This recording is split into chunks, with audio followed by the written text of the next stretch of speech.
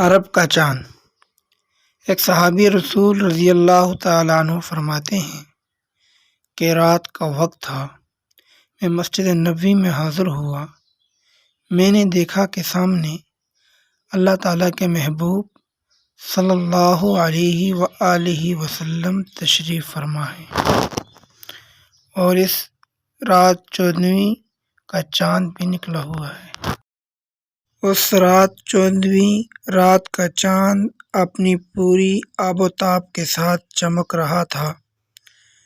چنانچہ جب نیچے دیکھتا تو مجھے عرب کا چاند نظر آتا، جب اوپر دیکھتا تو مجھے آسمان کا چاند نظر آتا۔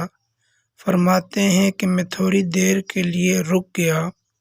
کبھی میں محبوب صلی اللہ علیہ وآلہ وسلم کے چہرے انور کی طرف دیکھتا، کبھی میں چاند کو دیکھتا، پھر سوچتا کہ عرب کا چاند زیادہ خوبصورت ہے یا آسمان کا چاند۔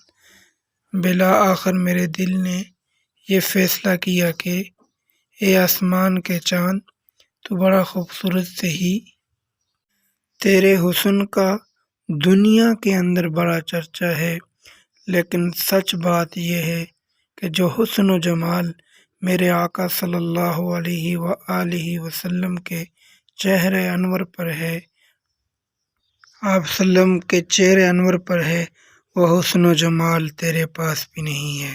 کہنے سبحان اللہ۔ اللہم صلی وسلم علی سیدنا و مولانا محمد النبی العربی الامی۔